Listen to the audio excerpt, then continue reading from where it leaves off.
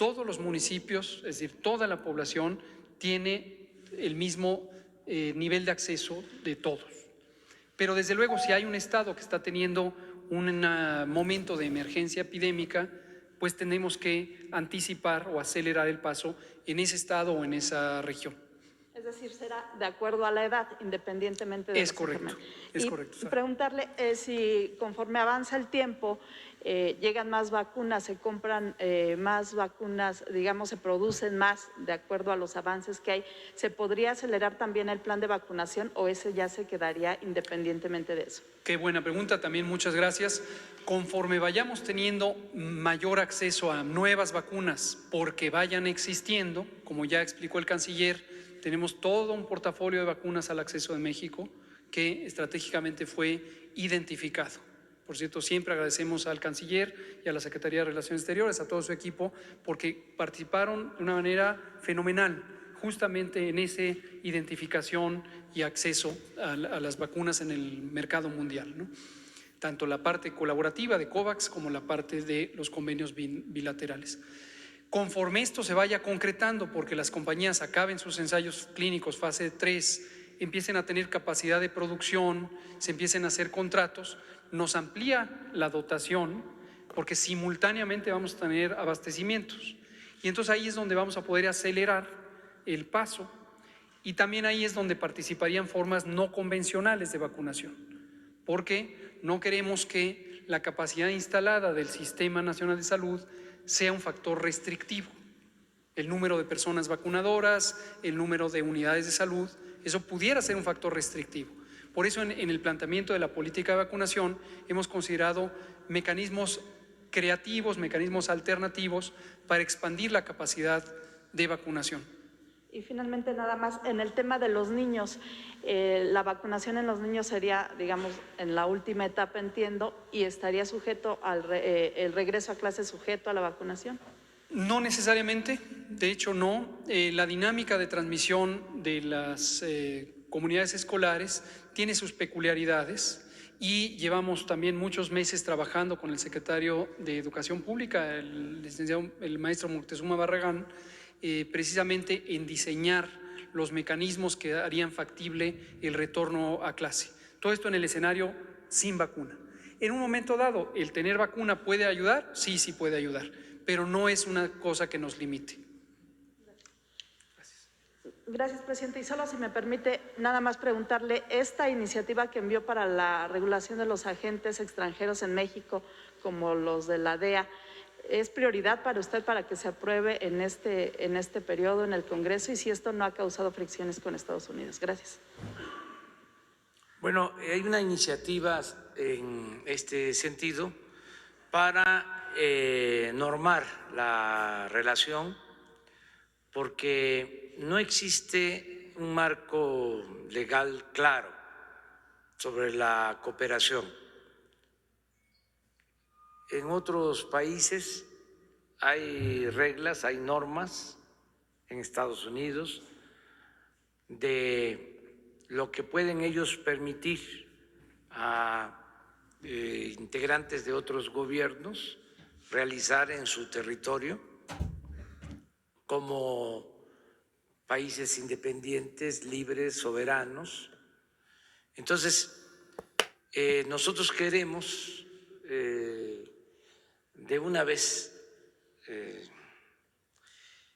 resolver esto, que las reglas estén claras, que la relación la tenga el Estado mexicano a través de una dependencia responsable, que no se pueda tener relaciones con todas las secretarías sin saber el tipo de misión que se está llevando a cabo. Es decir, poner orden, porque hay convenios que se fueron creando. Creo que el más cercano fue de 1992. Entonces ya llevamos ¿cuántos años? 28 años. Entonces, pues queremos ordenar esto y sí enviamos ya una iniciativa que estamos esperando que se apruebe en este periodo ordinario, aunque falta muy poco tiempo, pero ya está en estudio tanto en la Cámara de Diputados como en la Cámara de Senadores.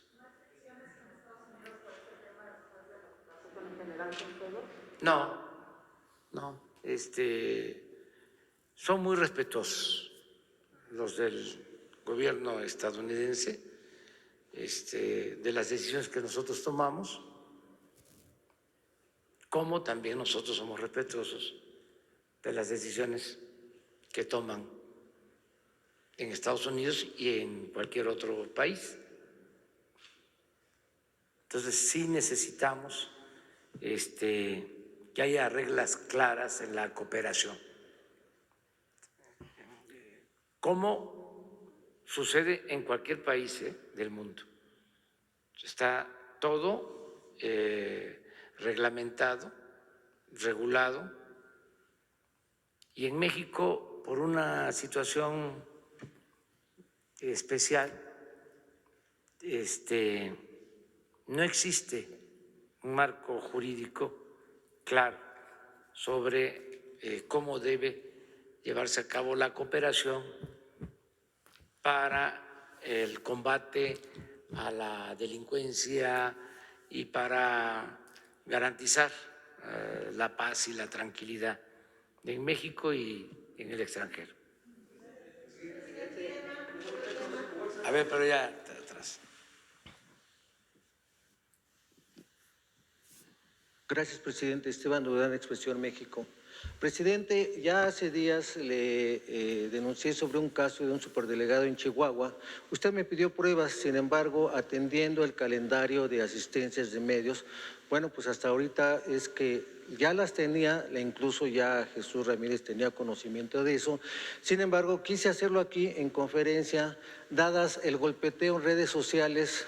Pues usted sabe que siempre que se le hace un cuestionamiento de esta naturaleza, la gente cree que es un ataque hacia usted. Entonces, por eso hasta ahorita le aviso sobre las pruebas que ya las tengo, se las doy enseguida a Jesús. Otro caso similar, presidente, es el del delegado en Durango, donde también los trabajadores, al denunciar actos de corrupción, pues están siendo despedidos.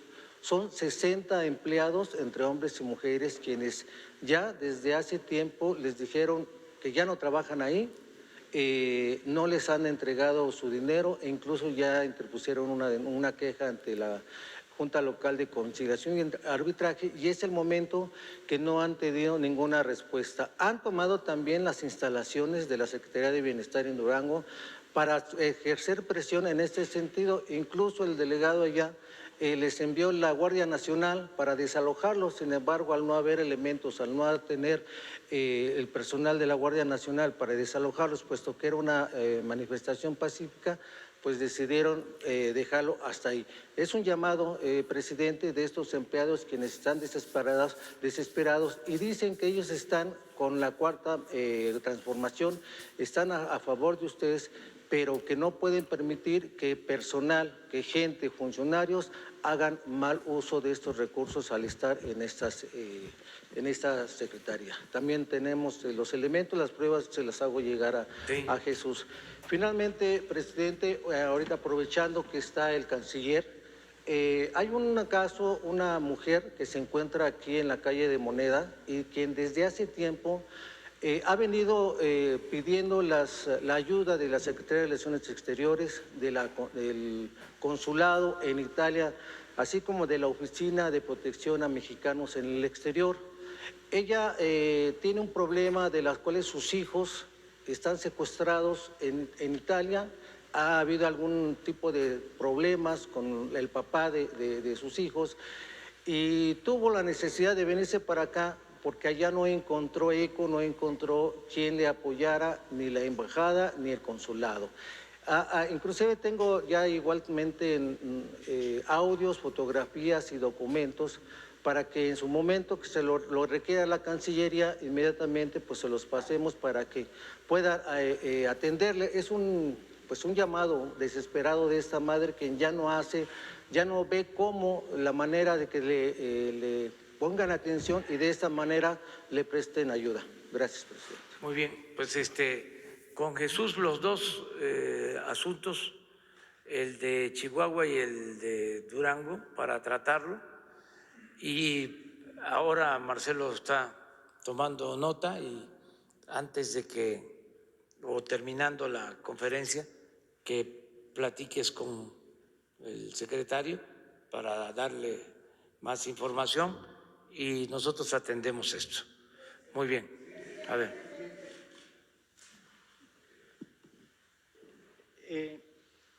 ¿Qué tal, presidente? Buenos días, Carlos Calzada, Radio Educación. La primera pregunta sería, una jueza determinó otorgar un amparo definitivo contra una de las etapas de construcción en Campeche del Tren Maya. Me gustaría conocer su opinión a este respecto.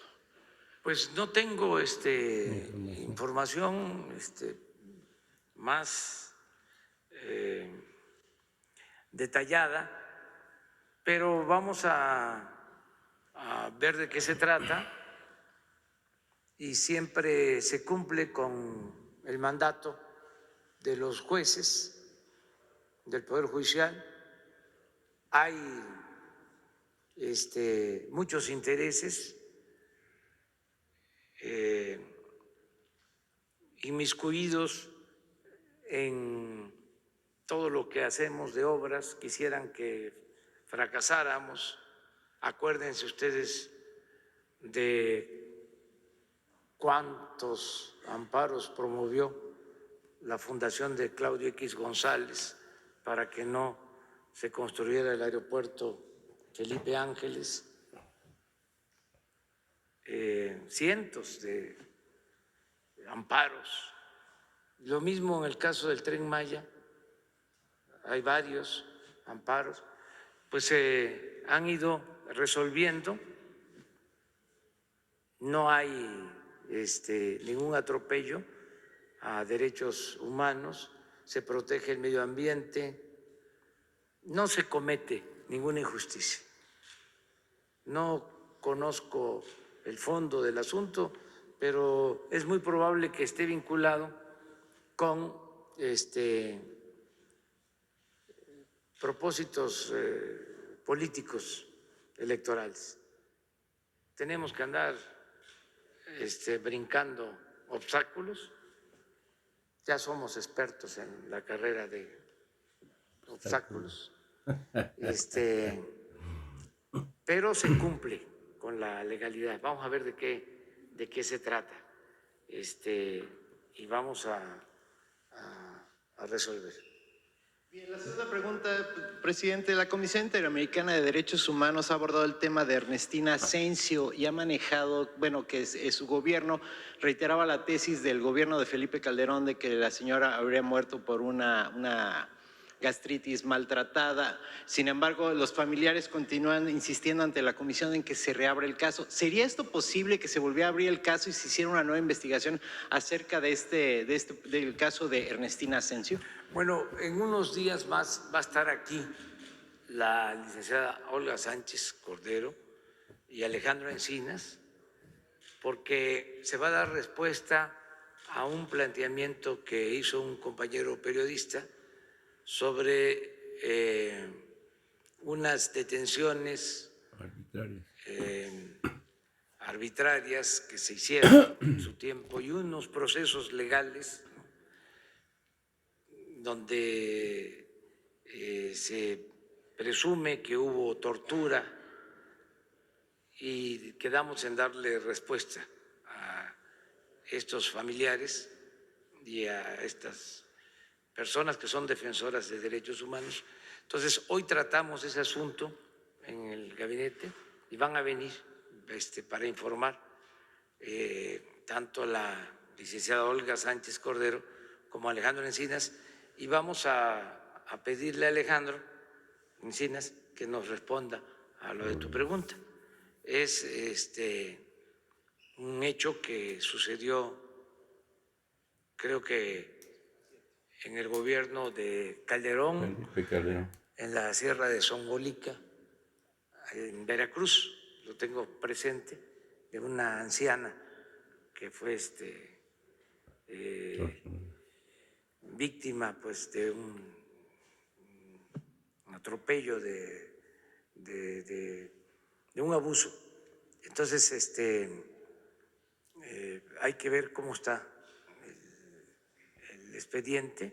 Nosotros no tenemos ningún interés en cerrar expedientes, en dar carpetazos a los asuntos. Lo mejor, cuando hay dudas acerca de impartición de justicia, es ventilar los casos, independientemente de los términos legales. Lo mejor es convencer y argumentar, hacer justicia. Entonces, no es porque ya venció el término, ya prescribió, ya no hay nada que hacer. No, buscar la forma para que los familiares de las víctimas queden satisfechos o sean atendidos como lo merecen. Esa es nuestra política, en todos los casos. Y bien, ya por último, no sé si con usted o con el canciller Marcelo Ebrard, acerca de esta solicitud de extradición en contra de Genaro García Luna, por favor. A ver. ¿Y por qué también yo aprovecho para que expliques a detalle el porqué de la reforma a la Ley de Seguridad Nacional? Con mucho gusto. Es una solicitud de extradición fundada en lo que ha resuelto el Ministerio Público, Fiscalía General de la República. Recordarán ustedes que cuando hay una solicitud de extradición tiene que haber una orden de aprehensión. Y pues ahí está toda la información correspondiente que valoró el juez y concedió la orden de aprehensión. Fiscalía General de la República nos pidió gestionar la extradición y es lo que exactamente hicimos. ¿Cuál va a ser la respuesta por parte de la autoridad en los Estados Unidos, que aquí involucra, lo resuelve un juez? Pues vamos a esperar a que se dé esa circunstancia. Veremos. Los procesos de extradición son largos,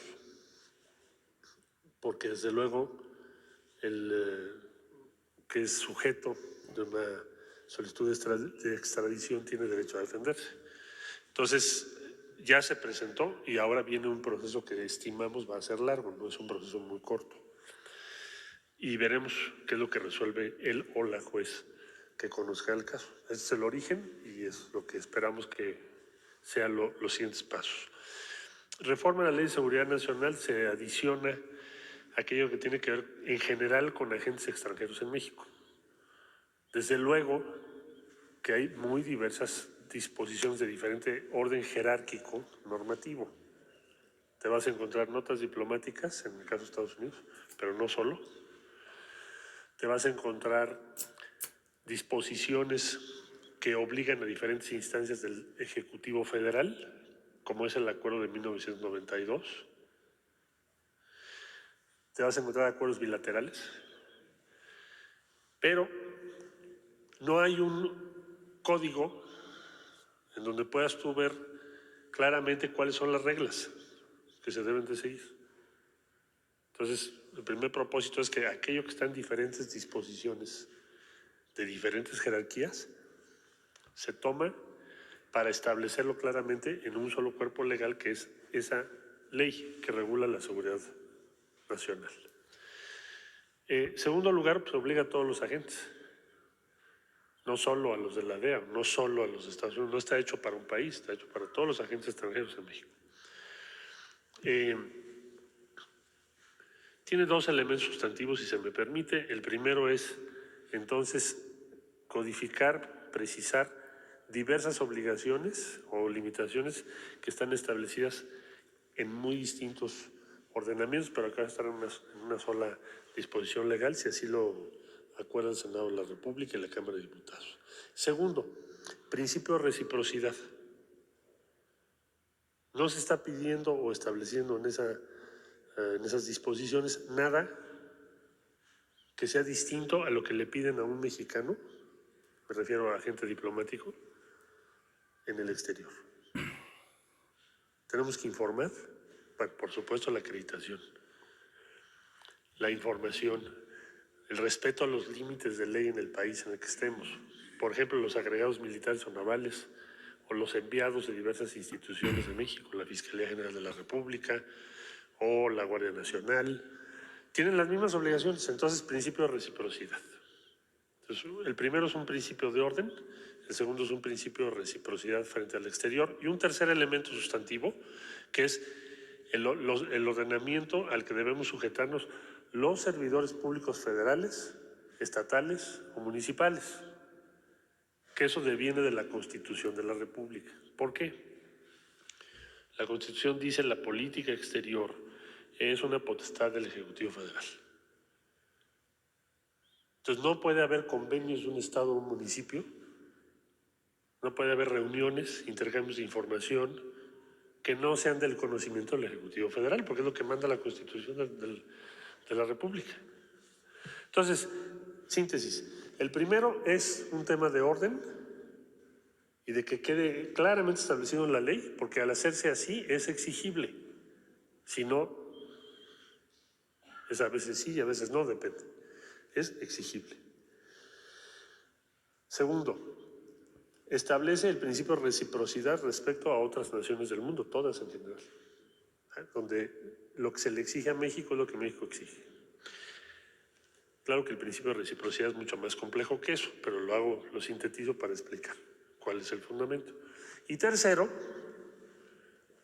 tiene mucho que ver con el orden interno, no con otros países, que es cómo deben conducirse los diferentes funcionarios respecto a agentes extranjeros acreditados en México. No es opcional. Está claramente establecido en la Constitución y el límite es el respeto a la soberanía de México.